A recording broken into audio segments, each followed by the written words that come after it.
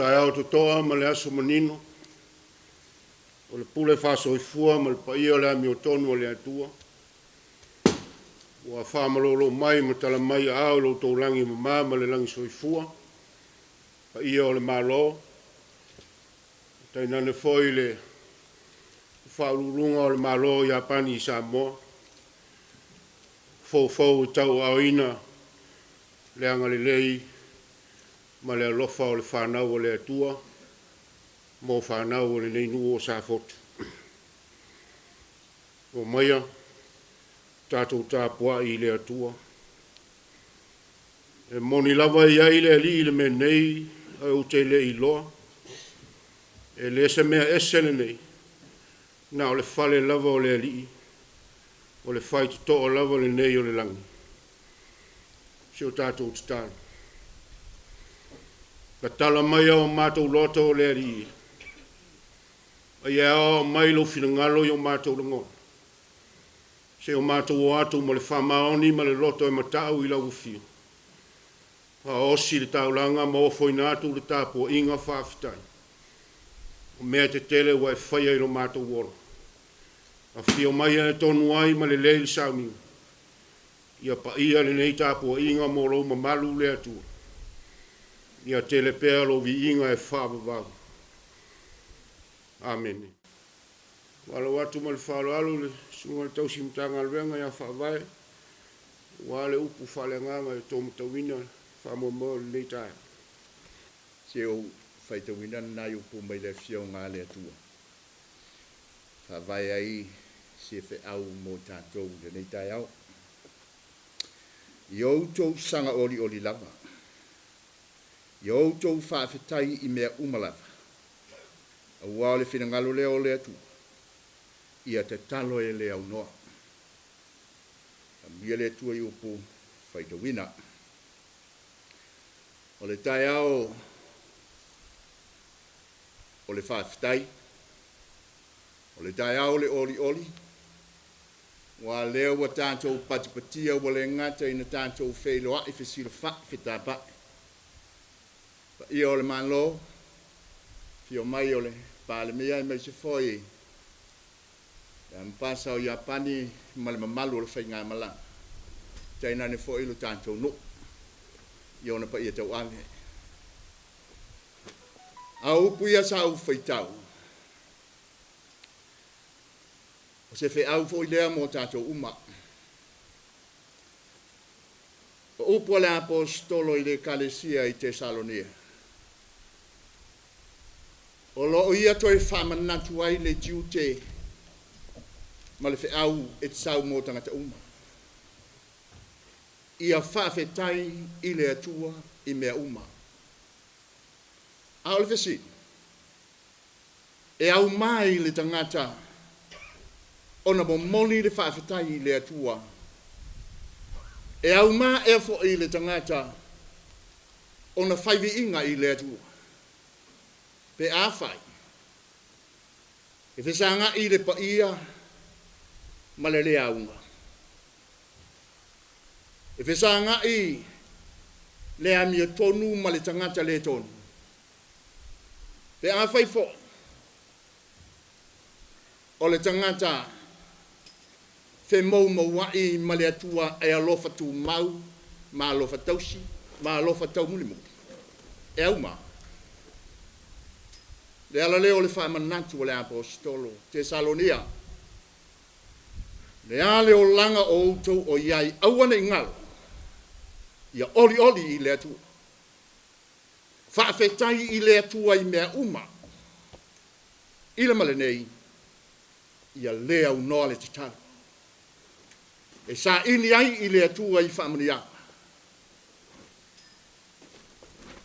E sa ini ai i le amia tonu o le atua. Ina ia whaifo pe. Manuia o le atua le nei taia. O le nganga lea. O aso ua tua nai. A ta pena se ngā lue ngā se ai. E mai se i mauta. Mai ai le toia ina ma le lo matua e o ai le tamaititi. Ngā lue uma. e a fuai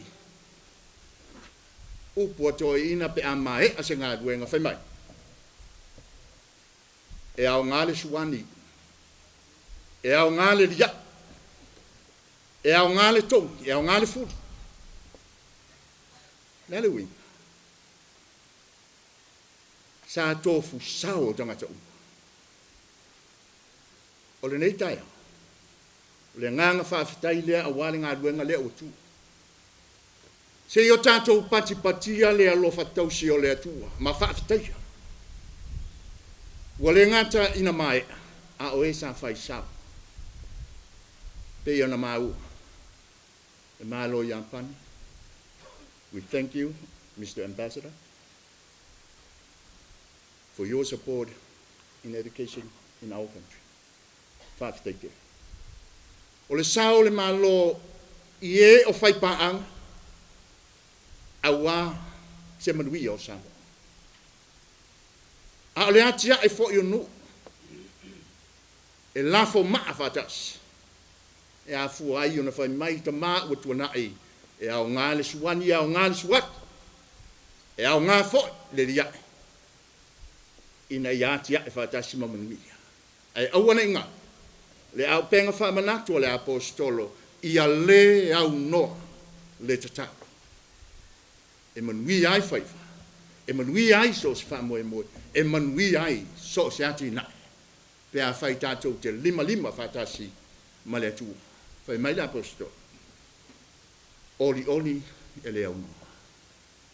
Whaafetai i le atua i mea uma. I a le au noa le tatau. Soifua ono Yesu. Se o tātou tatalo. E pare lawa lo mamalu i le vi inga ma le whane e tanga.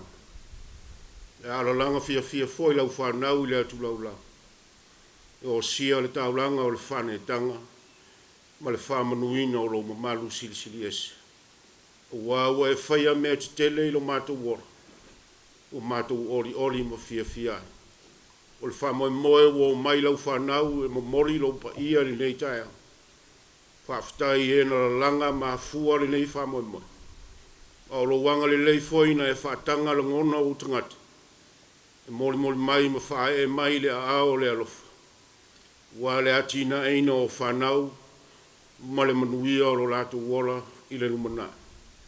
Whaftai whalinga o lo wolofa ma mea sili e te whai. E le au noa lava i lo mātou wola. Whaftai a nganga pa ia le whala i au. Whaftai le whaolotanga o lo mātou wola. Mātou wofo atu le nei whi au le atu. Se e whamanuia i lato. Na afu ai o na whama i te la ngona ma mawhauwha. Au le anga le lei fo e ua tuina mai. Toi whaafo i e lo walofa le atu. Le leina e au mai mo lo lato wola. Whamanuia le nei nuhu ma le nei whi au ma le whamoe moe le atu. Mātou wofo ina atu pēr i lo pa ia ma lo lava alofa. Te whamanuia ina mātou whanau. A o ina i te tono o le nei whare. I ata ma mai i lo whinangaru. Ma vea ma tangata e mātou tau i lau fio. Ma tō ina i lau pule whamanuia mo lo lato wora. Ata e ao mai e lua. I o pongi e le loto fia le nei nuhu. Mea le leiwa e au mai. Ma wa e lau mai mo e mātou. Ia manuia le mālo o mātou māfuta. Le au vala ulia mo tangata uma o whasanga mai o lātou langona. Mātou te ori whatasi. I mea te tele ua e whaia le atua. Ia tō pēa o manu e pēo na e te tala le aso i lo le lei. Pāpā veloa se i tau lunga le aso. I lo lava mātango o fie le a vea le atua. Ua le pule ami o tonu lava lea mai le vavau. E whavavau lava. Whamangalo mai mātou tangata angasa. I lo lava alofa tu noa. E peo na whaalia manino le soifua pa ia o Yesu Keriso. Lo mātou o lima, lo mātou whaola e tō tasi. O lona lava suafa mamalu wa la tuai le mātou tata. Wa ye lunga o le nei mawhitanga le manuia ma le file mua oe le atua le tamau. O le anga le lei silisili ese o Yesu Keriso o le whaola. Le mawhitanga ma le anganga pa ia le au noa a ia whavavau lava. Amen.